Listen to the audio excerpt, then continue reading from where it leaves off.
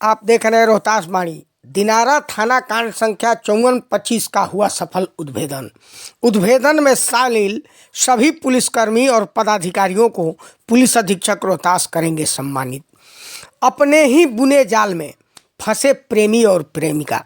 मामला है दिनारा थाना क्षेत्र का, जहां पर एक 40 वर्षीय महिला को प्रेम हो जाता है और अपने प्रेमी संग रहने के लिए मन बना लेती है और प्रेमी संग रहने में उसका पति बाधक बना था, जिसे देखते हुए पत्नी ने ही प्रेमी संग मिलकर अपने ही पति को ठिकाने लगाने का जाल बुनती है और ठिकाने लगा भी देती है।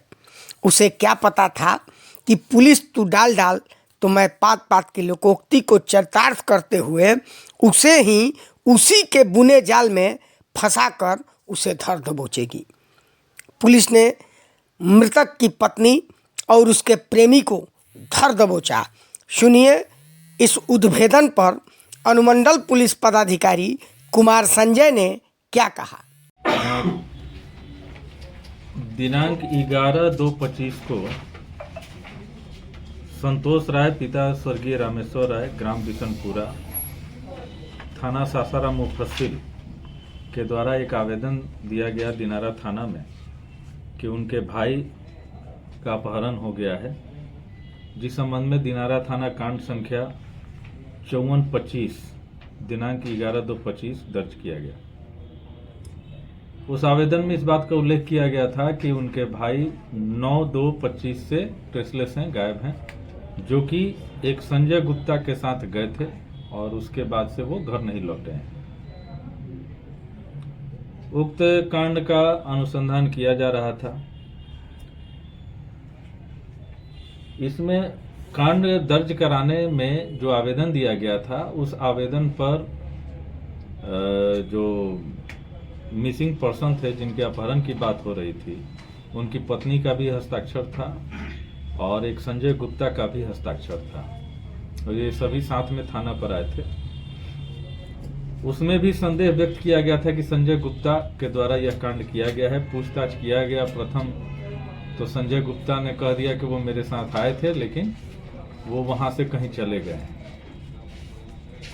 जब 2 दिन तक और कुछ पता नहीं चला तो शक के आधार पर संजय गुप्ता को बुलाकर और सख्ती के साथ जब पूछताछ किया गया तो संजय गुप्ता ने अपने अपराध को स्वीकार कर लिया और अपराध को स्वीकार करते हुए ये बताया कि ये तथा अभिषेक जो मृतक है वो एक ही मकान में अगल बगल के कमरे में रहते थे। इसी क्रम में उसका संबंध मृतक की पत्नी के साथ हो गया और दोनों प्लान भी किए थे कि भागकर शादी कर लेंगे।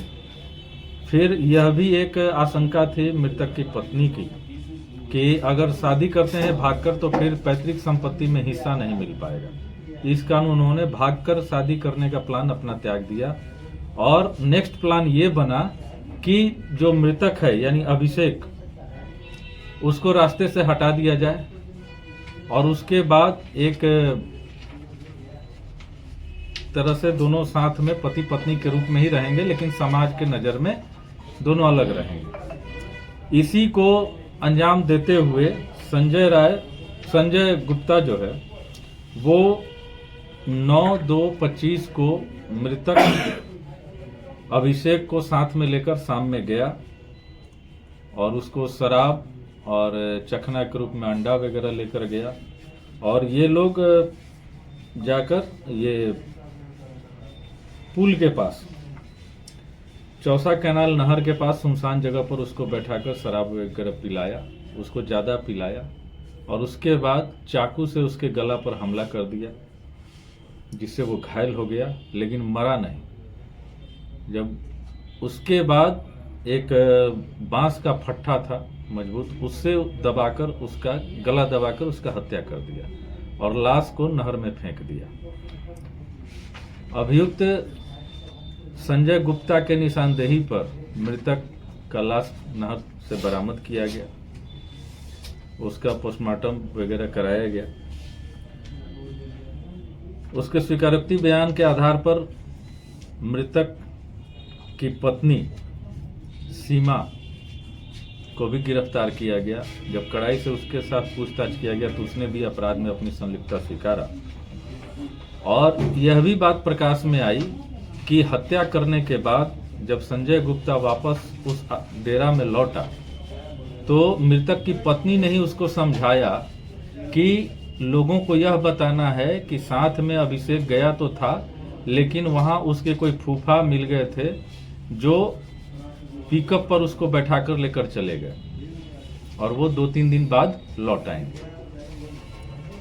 तो ये कांड दर्ज होने के तुरंत बाद पुलिस के द्वारा काफी अच्छा कार्य किया गया है, जिसमें बरामदगी में घटनास्थल से बांस का पट्टा जो बताया हमने, खून लगा हुआ, लाल रंग का गमछा जो कि अभियुक्त का है उस पर भी खून लगा हुआ, मृतक का पहचान पत्र वगैरह लाश के पॉकेट से मिला है और मोटरसाइकिल जिस पर बैठाकर मृतक को ले जाया गया था वह भी बरामद कर लिया गया है।